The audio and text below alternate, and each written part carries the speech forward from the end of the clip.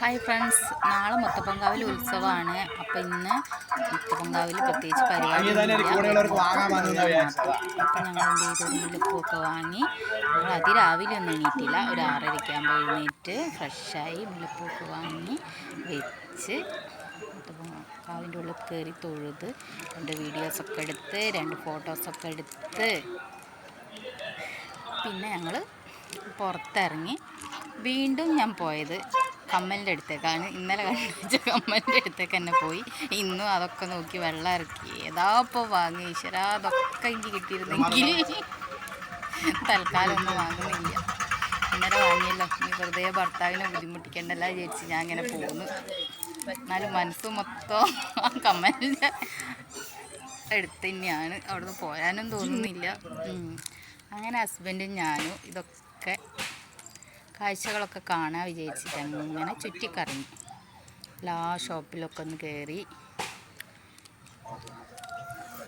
ഇങ്ങനെ കറങ്ങിക്കൊണ്ടിരിക്കുമ്പോഴാണ് ഒരാൾ ഞങ്ങളോട് പറഞ്ഞത് ഇവിടെ അടിപൊളി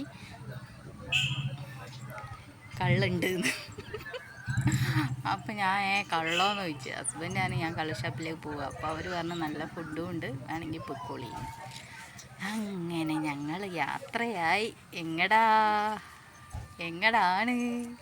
കള്ള് ഷാപ്പിലേക്ക്.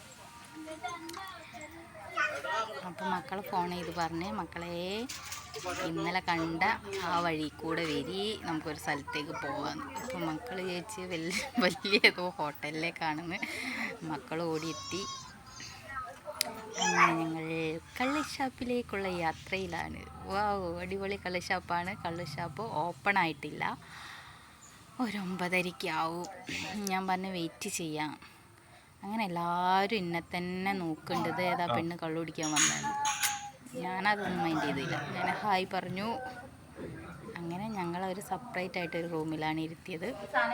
അവിടെ കള്ളുടിയന്മാരൊന്നും ഇല്ലായിരുന്നു. അങ്ങനെ കപ്പ, ഇടിയപ്പം, മീൻ കറി, പാഡ്സ് കറി, താറാവ് ഫ്രൈ ഒക്കെ കൊണ്ടുവച്ചിട്ടുണ്ട്. താറാവ് ഞാൻ കഴിക്കില്ല, മക്കൾ ഓർഡർ ചെയ്തതാണ്. ഞാൻ കപ്പയും പാഡ്സ് കറിയും കഴിച്ചു. പറയാൻ വയ്യ, നല്ല ടേസ്റ്റ് ഉണ്ട്. പക്ഷെ നല്ല എരിവാണ്. എൻ്റെ അമ്മോ, കുരുമുളക് ഇട്ടിട്ട് അപാര എരിവ്.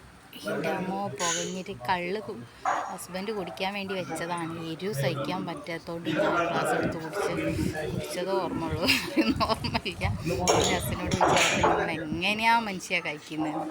അപ്പം മൂപ്പരിനോട് പറഞ്ഞു, ഇപ്പം മനസ്സിലായില്ലേ ഞങ്ങൾ എന്തുപോതിരി കഷ്ടപ്പെട്ടിട്ട് അതൊക്കെ കുടിക്കുന്നത്. എന്നിട്ട് വീട്ടിൽ വന്നിട്ട് നിങ്ങളെ ന്യൂഡ്സിലും കേൾക്കണം. ഞാനൊന്നും മിണ്ടിയില്ല. തിരിച്ച് വരുമ്പോൾ അമ്മക്കൊക്കെ കൊടുക്കാൻ വേണ്ടി കുറച്ച് പൊരി, അലുവ, അങ്ങനെയുള്ള ഓരോ സാധനങ്ങളൊക്കെ വാങ്ങി. പക്ഷേ പാഡ്സ് കറി കഴിച്ചിട്ട് എരിഞ്ഞിട്ട് വയ്യ. അപ്പം ഞാനൊരു തെന്മിഠായി വാങ്ങി, അത് വായിലിട്ട് കഴിച്ച് ഞങ്ങൾ റൂമിലേക്ക് പോന്ന്. അങ്ങനെ മുത്തപ്പൻകാവിലേക്കുള്ള യാത്ര സഫലമായി.